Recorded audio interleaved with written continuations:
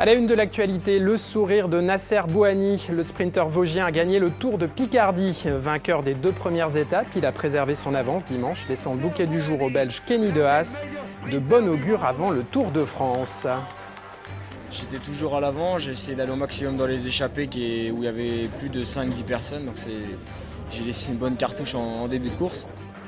Une voiture propulsée sur les rails, sortie de route spectaculaire hier en pleine ville d'Amiens. Le véhicule roulait à vive allure. Il est tombé 6 mètres plus bas. Son conducteur a été gravement blessé. Et puis l'IS Notre-Dame célèbre la Vierge Noire en ce lundi de Pentecôte. Les pèlerins participent à la procession partie de la basilique. Ce village de l'Aisne fut un lieu de prière prisé des rois de France comme Louis XI et Louis XIV.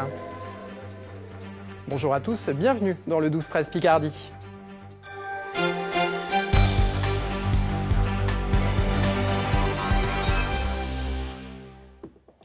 Débutons ce journal avec des excuses. Si vous nous êtes fidèles, vous avez sûrement été privés de vos informations hier soir. Nos machines nous ont joué un vilain tour et perturbé la diffusion des reportages réalisés dans la journée.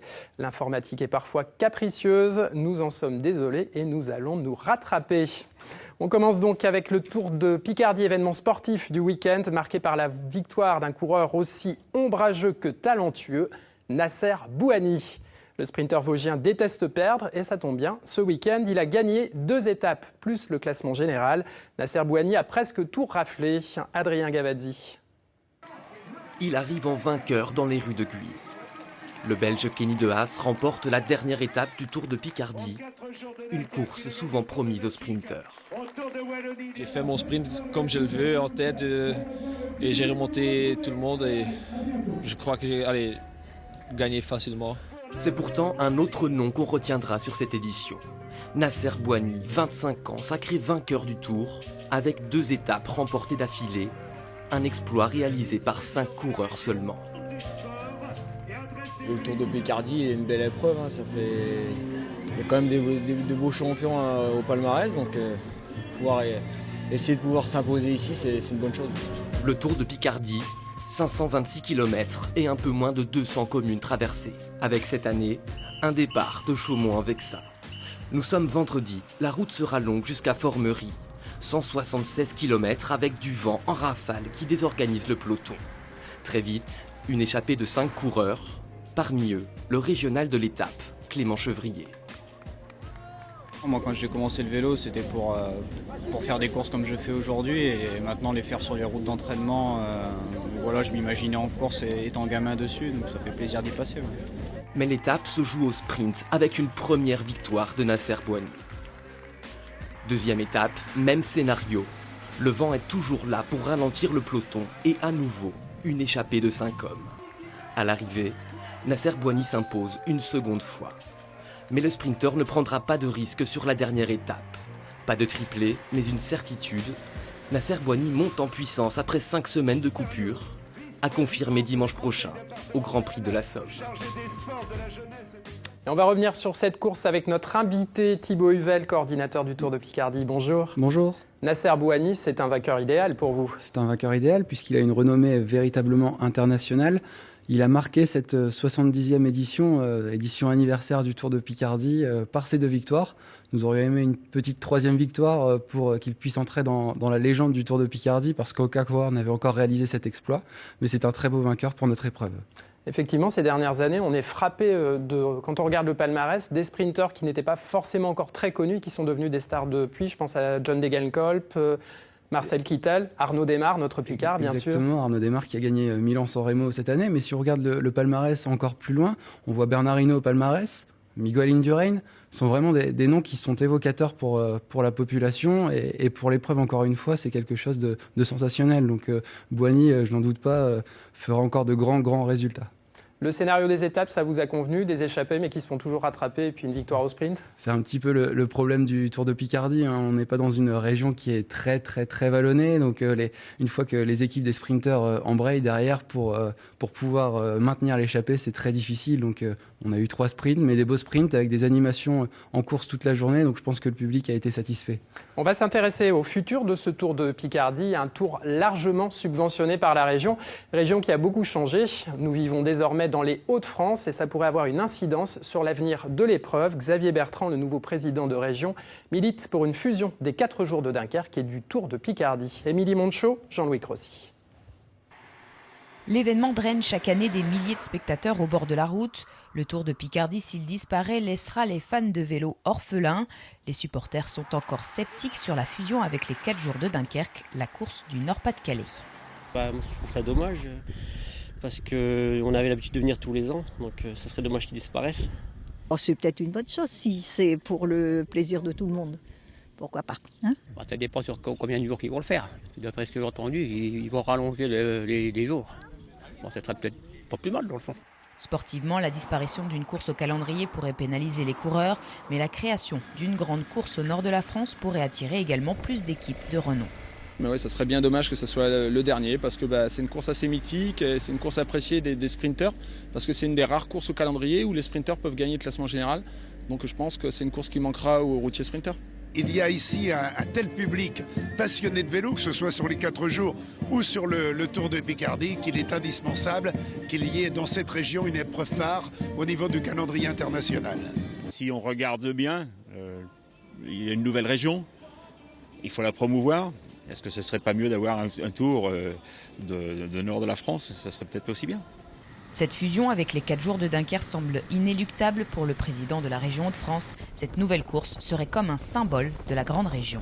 Moi, je tiens à ce qu'il y ait un Tour des Hauts-de-France. Avant le Tour de France, il y aura le Tour des Hauts-de-France. Une belle épreuve qui fera le mariage des 4 jours de Dunkerque et du Tour de Picardie. On a bien fait le mariage Picardie et Nord-Pas-de-Calais avec les Hauts-de-France. Je pense que ça a tout son sens.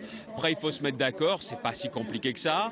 Il faut se mettre d'accord vite. Et donc, ça serait un premier rendez-vous pour 2017. C'est ce que je souhaite. Si on me dit que c'est tout à fait possible. Ce Tour des Hauts-de-France serait organisé sur 5 jours. Une étape par département est également envisagée. Thibaut Huvel, un Tour des Hauts-de-France en 2017, c'est jouable ? C'est jouable, mais c'est vrai que c'est assez compliqué quand même à mettre en place parce que nous avons des organisations qui sont assez différentes, des prestataires qui sont différents, des partenaires qui sont différents. Donc toute la question est de savoir comment jongler avec ces deux organisations. Oui, parce que les 4 jours de Dunkerque sont largement subventionnés par la ville de Dunkerque. Oui, la ville de Dunkerque et la communauté urbaine de Dunkerque. Nous, ici, c'est la région qui nous subventionne, qui est notre partenaire majeur. C'est la volonté du président. On va essayer de faire le maximum pour que 2017, cette édition se déroule en 5 jours, 5 étapes, 5 départements. Ce serait idéal. Mais il faudra convaincre les Dunkerquois, ils ont plus à perdre parce que leur épreuve est prestigieuse aussi. Oui, elle est prestigieuse aussi. Il y a énormément d'étapes qui se déroulent autour de Dunkerque. Donc demain, nous allons à Paris, au siège de la Ligue nationale de cyclisme, rencontrer les acteurs et nous allons voir comment mettre en place cette grande course de façon la plus efficace possible pour que 2017 soit une belle fête. Alors une question importante dans le vélo, c'est la sécurité, un poste qui pèse lourd dans le budget des organisateurs des courses. D'ailleurs, on va voir comment ça se passe avec Jeanne Blancard et Henri Dezonnet les jours de course. Regardez, il n'a pas vu, il attendait, il cherchait peut-être Arnaud Desmar ou sa voiture derrière. Un mauvais souvenir qui marque les esprits. La chute de Johan Ofredo en 2013 lors du Paris-Roubaix. Une faille dans la sécurité qu'il n'a pas oubliée. Il n'y avait pas de signaleur, on se fie beaucoup au son, au coup de sifflet et c'est ce qui fait qu'on a nos repères dans le peloton et là en l'occurrence il n'y en avait pas et voilà j'ai tapé dedans de plein fouet et maintenant je suis d'autant plus vigilant. Pour parer à ce genre d'accident, 150 gendarmes sont mobilisés sur le Tour, dont la garde républicaine. Partis en avance, ils anticipent les risques. On a un passage à niveau et un train qui a 10 minutes de retard. Donc il est possible qu'on arrête tout le monde pour que le train puisse passer tranquillement et on repartira groupé après le passage à niveau. Finalement, le peloton pourra passer à temps. Les motards d'élite, guidés par le lieutenant Richy, reprennent leur formation. Je vais mettre en place un dispositif qui est, si on peut dire, hermétique et qui empêche toute incursion de véhicules, de tiers ou de piétons ou d'animaux dans notre dispositif. Car le danger existe pour les cyclistes, les spectateurs, mais aussi ceux grâce à qui vous avez pu voir ces images. Yves Coquet est motard de presse et suit des consignes très strictes. On doit rester aux ordres des régulateurs qui nous ouvrent ou nous empêchent de passer le peloton éventuellement. Nous sommes tous soumis régulièrement, tous les 2 ans au moins pour les motards, à suivre des stages à la garde républicaine. Aucun accident n'a finalement émaillé cette 70e édition du Tour qui s'est écoulée comme un long fleuve tranquille. Et on s'en réjouit effectivement, mais le début de saison a été marqué par beaucoup de polémiques sur la sécurité sur les courses. Un coureur est mort lors de Gand-Wevelgem. C'est vraiment très important de préserver la santé des coureurs. Oui, exactement, la santé des coureurs et du public. De mon point de vue, il y a 3 choses à noter concernant la sécurité. Tout d'abord, la première est qu'il y a énormément d'aménagements dans les villes, donc par rapport aux dodanes, par rapport aux panneaux, etc. Donc pour les coureurs, c'est de plus en plus compliqué de pouvoir rouler en sécurité. Après, le nombre de véhicules qui a été largement soulevé ces dernières semaines avec les accidents qui a pu se produire. Et le dernier point, la question de la sécurité du public par rapport à l'état d'urgence et le plan Vigipirate a été vraiment une problématique cette année pour organiser le Tour de Picardie. Merci beaucoup Thibaut Huvel. Donc on verra avec vous si on a un nouveau tour l'an prochain ou pas et sous quelle forme. Merci à vous. Accident rare hier matin à Amiens. Une voiture lancée à vive allure a chuté sur la voie de chemin de fer. Son conducteur a été grièvement blessé. Des caténaires ont été arrachés et le trafic a été perturbé. Jean-Philippe Tranvoise. L'état de la voiture témoigne de la violence de l'accident. 6h19, hier matin, une BMW quitte la route et s'écrase sur la voie ferrée en arrachant des caténaires. Une chute de 5 à 6 mètres de haut. Sur place, les pompiers interviennent pour extraire les occupants. L'opération est périlleuse. À notre arrivée, 2 personnes se trouvent à bord du véhicule avec des problématiques d'accessibilité aux engins de secours, forcément. Comme pour tout accident classique, il y a une prise en charge avec un véhicule de désincarcération pour venir césariser l'atoll et extraire les 2 occupants. Parce qu'il y avait 2 occupants qu'on les a remontés par un dispositif grimpe, donc de notre équipe spécialisée en sauvetage en milieu périlleux. Parmi les 2 victimes, un homme, le conducteur, grièvement blessé, son pronostic vital serait encore engagé. La passagère, elle, est légèrement blessée. Selon un témoin, la voiture roulait à très vive allure, mais les circonstances exactes de l'accident ne sont pas encore établies. Le véhicule a chuté sur l'axe Amiens-Abbeville. La circulation des trains a été arrêtée. Autocars et taxis ont été mis à disposition des usagers. Après l'intervention des agents de la SNCF, le service a fini par reprendre hier, en milieu d'après-midi. Politique et un nouveau et tout jeune patron pour le Front National dans la Somme, Éric Richermoz. Il se revendique gaulliste. Les gaullistes, adversaires honnis de Jean-Marie Le Pen dans les années 60. Le FN poursuit sa mue et liquide le passé. Adrien Gavazzi, Aurélien Barège.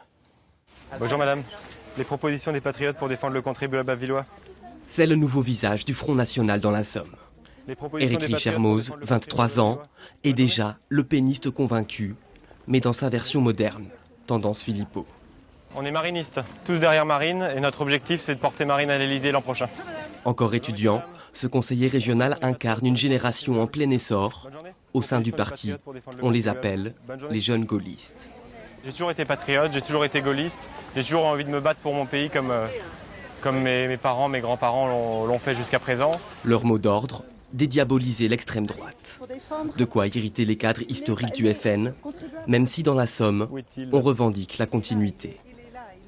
Au point de vue idée politique, il n'y a absolument aucune différence entre nous. C'est la continuité, on est derrière Marine, il n'y a aucun problème. Car sur le fond, le discours a peu varié. Par exemple, sur l'immigration. Bonne journée. Quand on a un chômage de masse, 6 millions de chômeurs aujourd'hui, 10 millions de pauvres en France et qu'on n'a aucun emploi et qu'on n'a rien à offrir et pas de logement à offrir à ces personnes, c'est pas une bonne chose pour la France. Propulsé secrétaire départemental du FN dans la Somme, Éric Richermoz se consacre aujourd'hui à plein temps à la politique. Avec un espoir, jouer un rôle de premier plan si son parti accède au pouvoir. Bonne journée madame. Merci madame. Au revoir. Une image de Pentecôte venue de Liesse-Notre-Dame dans l'Aisne. La commune est célèbre pour son pèlerinage. Les fidèles prient la Vierge Noire, honorée depuis les croisades. L'évêque de Soissons, Renaud de Dinchin, a célébré la messe. Après la procession, les pèlerins ne sont plus aussi nombreux qu'autrefois. Louis VII, Charles VI, Louis XI et Louis XIV vinrent à Liesse en leur temps. Rendons-nous à Cannes, capitale du cinéma pour quelques jours encore. Autrefois, les starlettes régnaient sur les plages de la Croisette. Et puis un jour, des femmes panthères se sont invitées. Venues d'Armentières, Pascaline et Esmeralda sont devenues des figures familières, s'inventant une vie de star le temps d'une photo. Les années ont passé, Pascaline s'en est allée. Esmeralda poursuit l'aventure seule. Christelle Massin, Patrick Duluc. Une chevelure de tigresse, la silhouette d'une panthère. Comme chaque année, elle retrouve la Croisette. Mais c'est son premier festival en solo, sans sa mère. J'avoue que hier, j'ai fait un peu tous les endroits que je connaissais, que je fréquentais avec ma maman. Parce que j'avais besoin de ça, une bonne fois, le faire une bonne fois. Et puis se dire que demain, le festival pouvait débuter. J'ai perdu aussi mes parents et ça fait quelque chose. Je les embrasse. Bonne chance. Ah, oui. Incroyable hier soir, cette femme panthère apparue lors de la cérémonie d'ouverture. L'hommage peut-être du festival à Pascaline. Oui, mais il n'y a pas de problème, madame. Les deux panthères d'Armentières ont vécu l'aventure cannoise depuis 1984. Elles posent fièrement aux côtés de Quentin Tarantino, Agnès Varda et même Julie Gaillet. Esmeralda garde précieusement toutes ces photographies. Embrassades, retrouvailles, au festival, les femmes panthères étaient connues, comme le loup blanc. Des femmes qui sont partout, je sais pas, qui sont dans la séduction et puis qui aiment le contact, qui aiment être entourées et qui apprécient la vie dans la nature, mais aussi la vie finalement dans la jungle qui est le festival. Mais c'est la nature, hein, Cannes, c'est la jungle. Ce soir, une fête l'attend. Elle dit vouloir se laisser porter par ses émotions. Elle disparaît dans la foule. Elle ne sait pas si elle reviendra l'année prochaine. Direction Marny-les-Compiègnes pour la 2e édition du festival Imaginarium. Un reportage de Christelle Juteau et Loïc Bonnèche. Dans ce festival, chacun peut s'imaginer artiste et peut-être un jour monter sur la scène du Tigre. Comme Moritz, le groupe s'est monté il y a seulement 2 mois.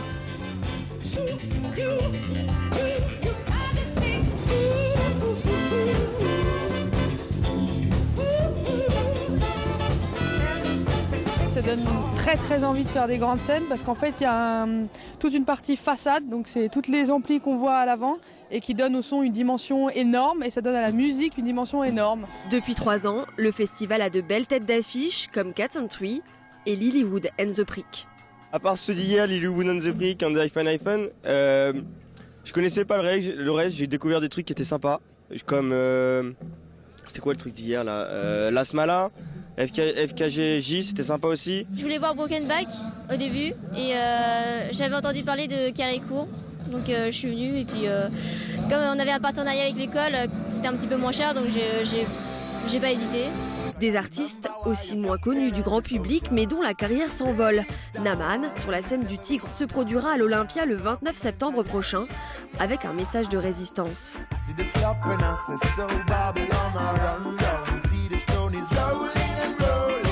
C'est un appel à se relever et à prendre part à la politique et à créer des solutions alternatives et à faire en sorte que le peuple ait son mot à dire dans la politique et qu'il se réapproprie la politique et qu'on ne laisse pas la politique pour une bande d'élus, élus, auto-élus, quoi. Les organisateurs, étudiants à l'Université technologique de Compiègne, visent 10 000 entrées. C'est beaucoup pour un jeune festival, mais avec le nom qu'il porte, Imaginarium, rien n'est impossible. Si vous avez manqué le début de ce journal, je vous rappelle cette information. Le Tour de Picardie est décidément fait pour les sprinteurs. Après Tom Boonen, Marcel Kittel et Arnaud Desmar, Nasser Bouhanni inscrit son nom au palmarès. Le coureur vosgien a remporté 2 étapes et le classement général. Du sport aussi sur notre site internet france3picardie.fr. À la une, les débuts des championnats d'Europe de natation à Londres. Répétition attendue avant les Jeux de Rio avec les Picards Jérémy Stravius et Mélanie Hennick. Tout de suite, votre météo. Bonne journée à vous sur France 3.